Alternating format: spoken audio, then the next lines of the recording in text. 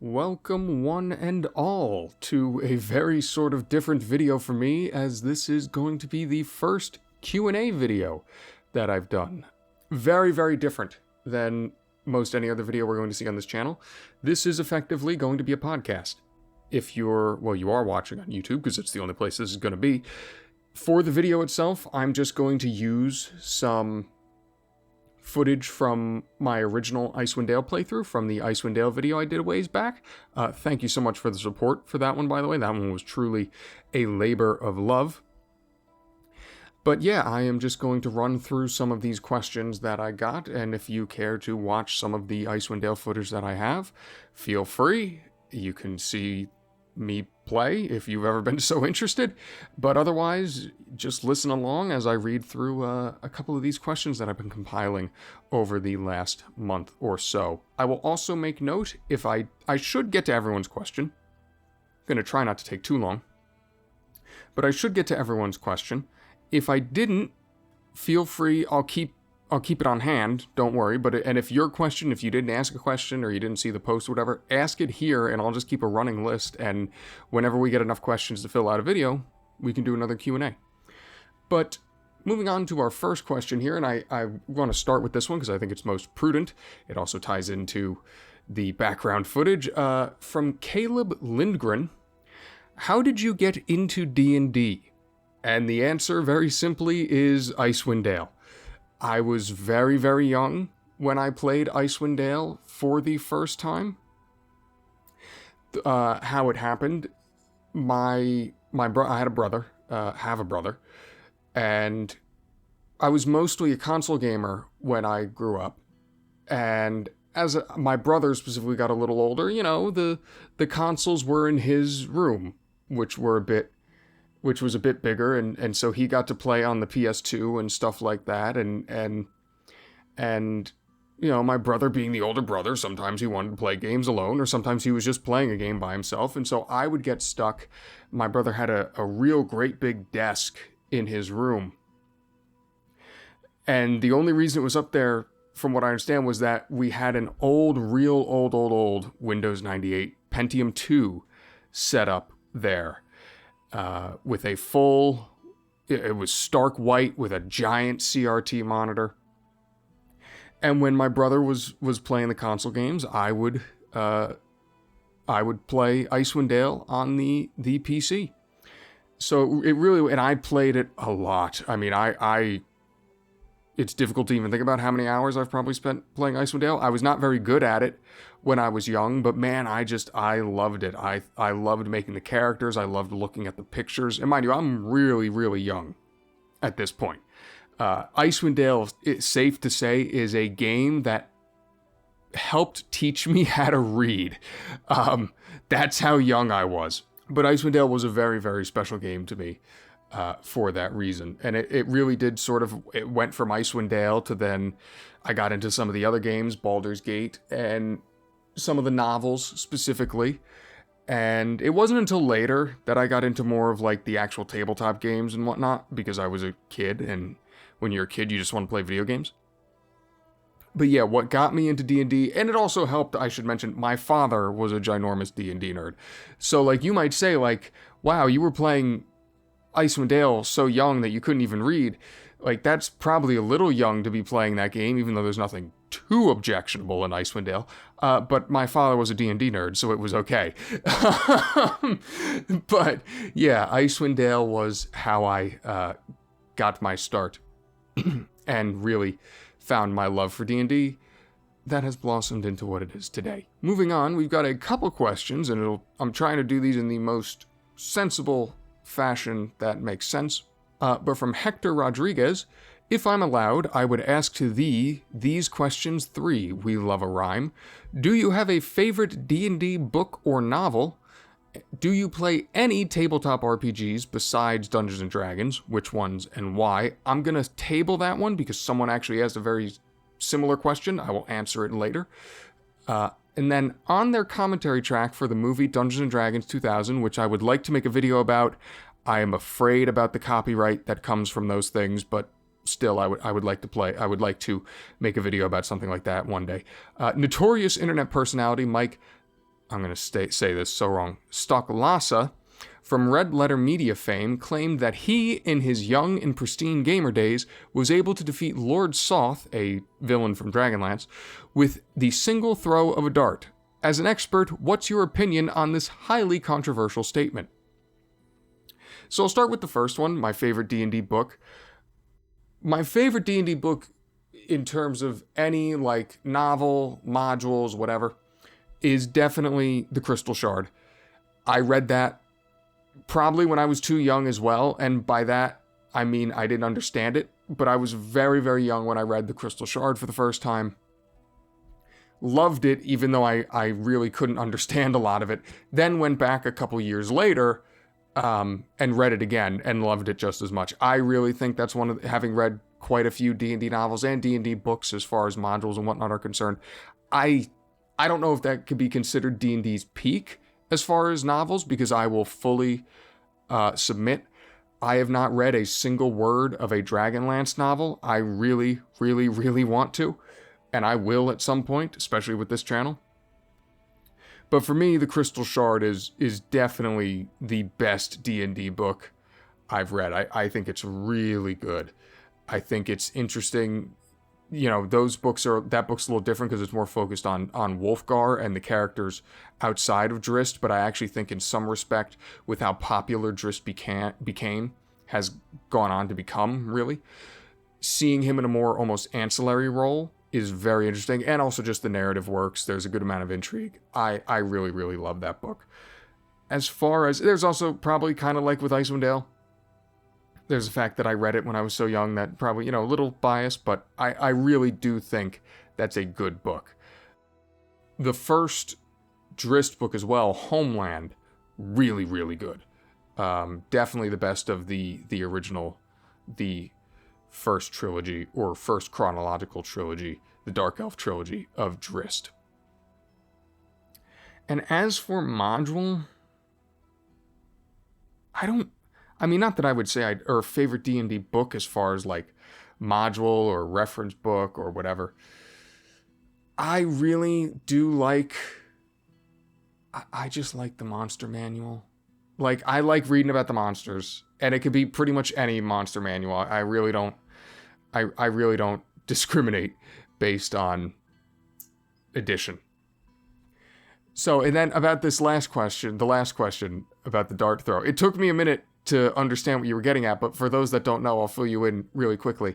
When I did Let's Plays, I did Let's Play of Icewind Dale, and at one point in the Underdark, or not the Underdark, Dorne's Deep, I somehow managed to gib an enemy, as in making them explode, with a dart, which I believe is supposed to be impossible, although I have seen other people recreate it. So I guess it is possible, just very, very unlikely, because I imagine it's difficult to do enough damage with a dart to actually trigger that animation.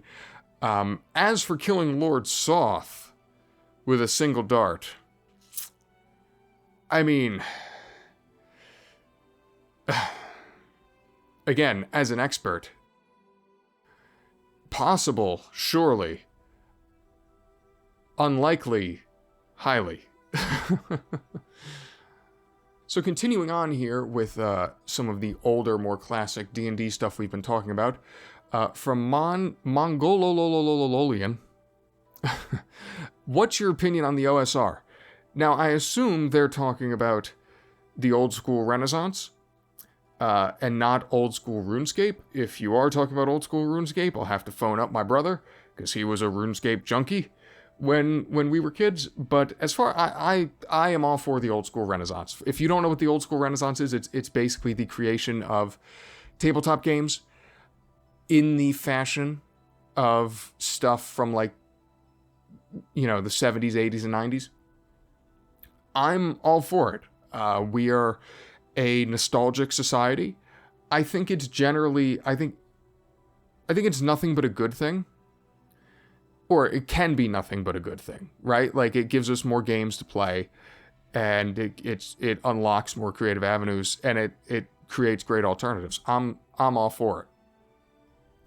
What I find most ironic about the old school Renaissance today is that you could argue it was started about 10, 15 years ago when Wizards of the Coast started re-releasing a lot of the older D&D content.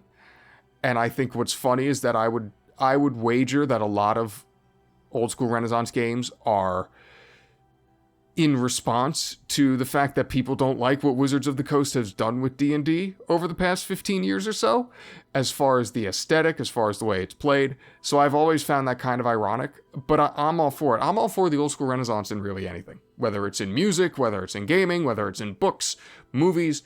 I think it's a really interesting artistic and creative avenue that we've sort of tapped into that I think a lot of people are really into right now, including myself. So I'm all for it. More of it. I don't think it's a bad thing.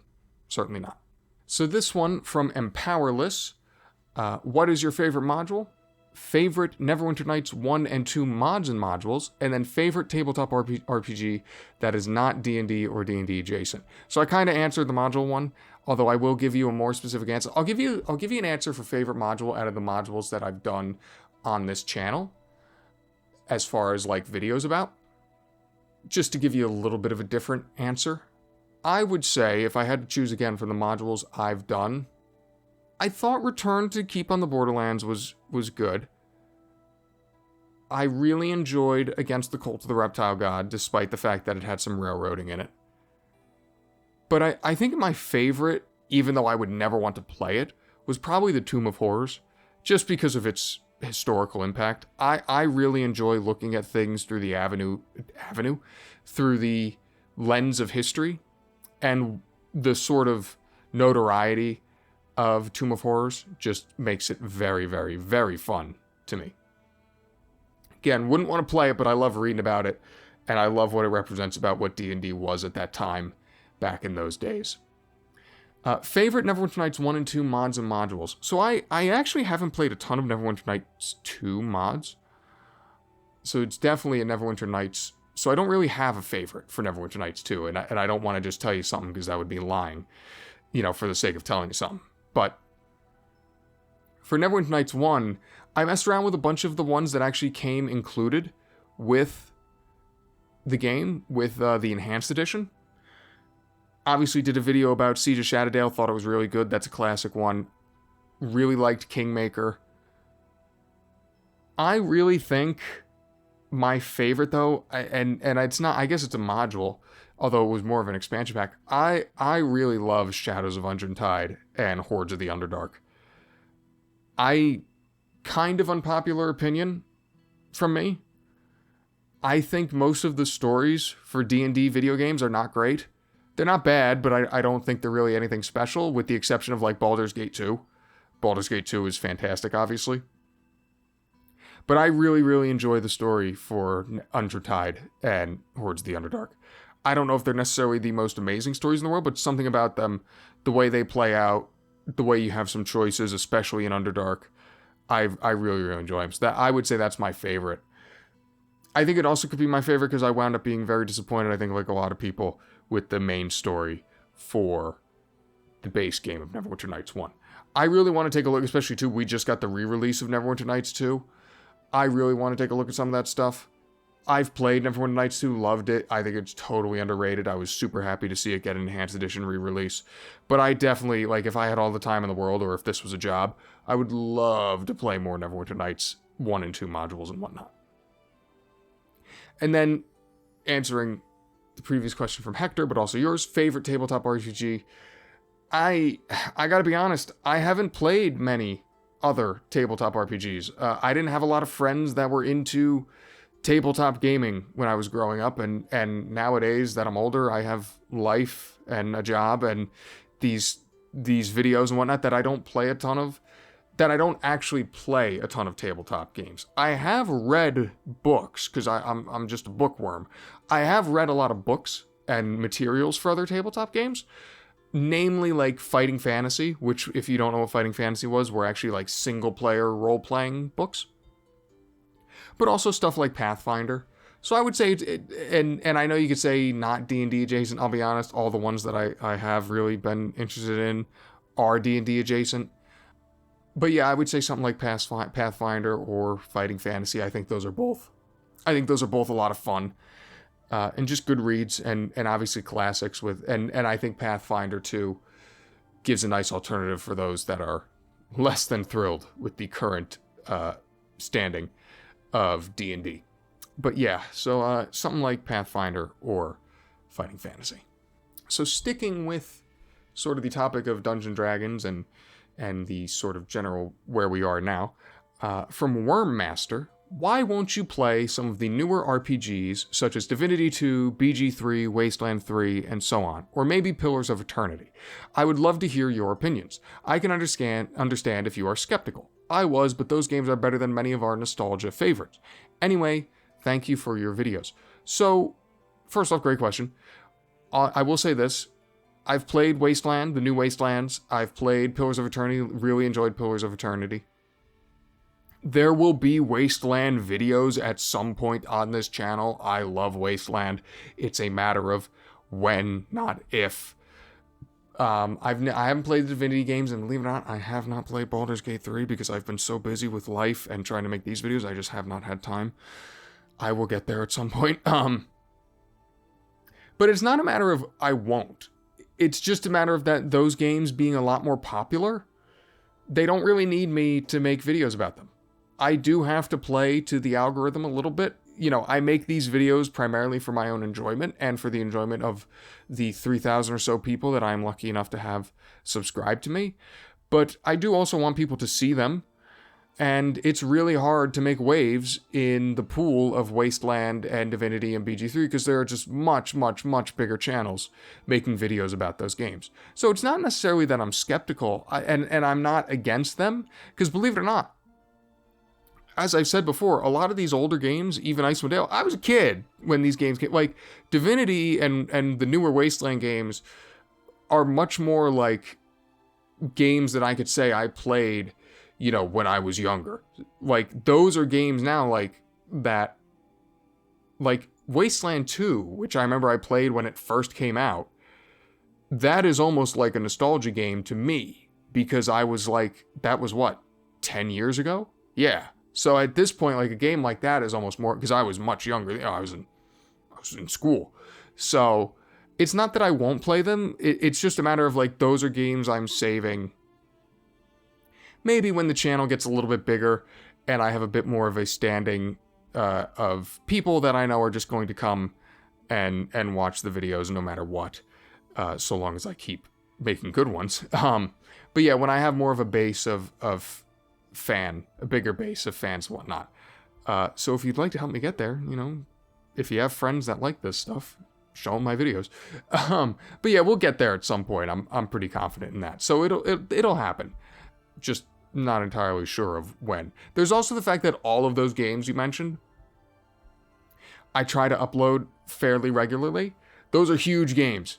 And I usually do not have time to, like, play games outside of the game of whatever video I'm working on at that moment. So it's hard for me to make videos about those games because it would mean a long layover between content. If the channel gets bigger and I have more time to do any things, I can't wait to rip through Pillars of Eternity and Wasteland and Divinity and all that stuff. Speaking about gaming, from Kingdom Creep, I'm going to answer Kingdom Creep. I'm going to answer you asked 2 questions. I'm going to answer just your first one. I'm going to sit on your second one for a video that I am hopefully making. I have planned. The game that I want to use for it has caught my eye. I'm going to use it for that video, hopefully in the not too near future. And if I somehow don't, I will just answer it at a later date. But I'm just going to stick to your first one for now. Gonna make this twofold out of a couple subjects that you've covered. I love how you highlight unique mechanics from games of the past, as there can be a general homogeny with what was perceived as the typical old game. To that end, what is a game mechanic that you wished to have picked up more popularity, whether as an integration among other mechanics for a genre over one that has, or if enough be a whole genre to the point of becoming an X-like genre? So I think what you're saying is, what do I think a mechanic that either got integrated into a genre or, like, helped create a new subgenre? That's how I'm reading your question. If I'm wrong, I apologize. But I'm going to give you a little two-parter because my first initial thought was kind of a cop-out. So the first thing that a mechanic that I've seen games start to do that I really enjoy is, and I talked about this when I made the video about Icewind Dale 2 and Icewind Dale 2 Enhanced Edition, when games give you the ability to choose what you want out of the game, different aspects of the game, and really change things, that change how the game plays, turning on and off different mechanics and whatnot. I love that. I think more official releases, AAA games and whatnot, need to do more of that, just flatly. I think there's no reason not to. Giving the player more agency, more choice as far as what they want out of the game, I think is absolutely something that developers should be doing more of. I think sometimes developers sort of get caught up in the idea of, well, this is how we're making the game and this is how it's supposed to be played. No one cares. The game should be played, and you should give players the ability to play the game as they want to. So that's, and again, that's not really a mechanic, but that is something about games that I really enjoy. Then as far as specific game mechanics that have either become part of genres or sort of help birth new genres, I really enjoy. It's funny because I ragged on it because it just wasn't done well in that game. I really enjoy RPGs that like have skill bit where you can like hone your skills. So I played Lord of the Rings: The Third Age, and the way you get new skills in that game is by using previous skills. I really like that. I like when you get rewarded for using your abilities more and using your abilities in unique ways so that you get more abilities and you maybe potentially make those previous abilities stronger. I really like that. I wish we saw that more than the just sort of specific like earning XP and leveling and then getting stronger. Not that there's anything wrong with that, but I would have really liked to see progression and usage sort of leveling and skill gaining for RPGs sort of pick up a little more steam. So, and this is what we're going to end off on from Wolfdane, I apologize. I'm awful with names, but I do, it's funny, I recognize a couple of you. A lot of you are frequent commenters, and I really appreciate that. But Wolfdane, what do you do when you're not making great content on YouTube? Great subjective, but I'm a fairly boring person. When it comes to what I'm not actually doing, I really enjoy reading. And it's funny because I now read a lot of nonfiction and fantasy and whatnot for this channel. I tend to do more of my leisure reading on things like the news, which I get it.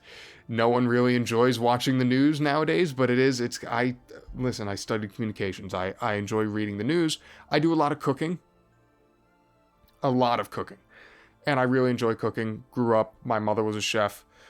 I really enjoy consuming food content, learning new ways to make things, making things I've never made before, experimenting. I find that very, very enjoyable.